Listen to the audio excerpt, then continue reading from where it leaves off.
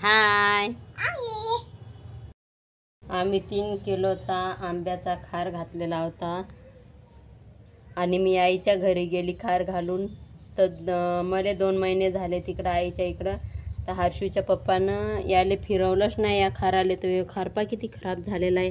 भातच झाला, आता फेकून द्यायचा आहे. एक फोडसुद्धा खाल्ली नाही. तर मी आता या भरणीतला काढत ये याच्यातनी. हे हर्षूनं प्लेट आणली. ही पा,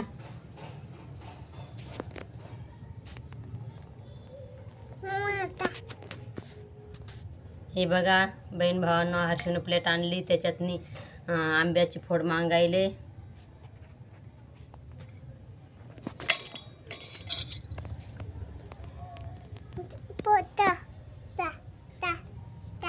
तर हे बघा, थोडंसं पण सुद्धा चांगला नाही आहे, सगळा खराब झालेला आहे. हे पहा काढू राहिली. याच्यात तेल जास्त झालेले आहे खारातनी. हे पहा सगळा अशी एक फोड पण सुद्धा चांगली नाही राहिलेली. पूर्ण भातच झाला, लगे खराब झाला. काय खाव, आवडीनं बनवला होता मी खायसाठी. मेथ्या टाकलेल्या होत्या, मसाला टाकलेला होता लोणच्याचा आणून यातनी. पहा किती खराब झालेला आहे. जसाच्या तसाच जेवढा आणला होता 3 किलो आंबा आणले तेवढ्याचा खार बनवले, तर एक फोडसुद्धा खाल्लेली नाही. पहा किती खराब झाला, फतफत फतफत झाला लगे.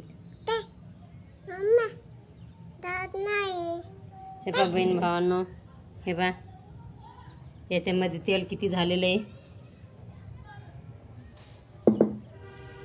तुम्हाला दाखवते. हे पहा तेल किती झालेलं आहे यातनी, पळपळ तेल. हे पहा भाजी पोळी नाही माई, खार आहे, खराब झाला. वाव नाही, खराब झाला, शी झाला. हे पाय किती खराब झाला. हे पहा बहीण भावांनो, कसा खार झालेला आहे, किती फतफत झालेला आहे. कसा खा. आता भरणी धुवून ठेवते आणि पुढच्या वर्षीसाठी डबल भरणी ठेवून देते.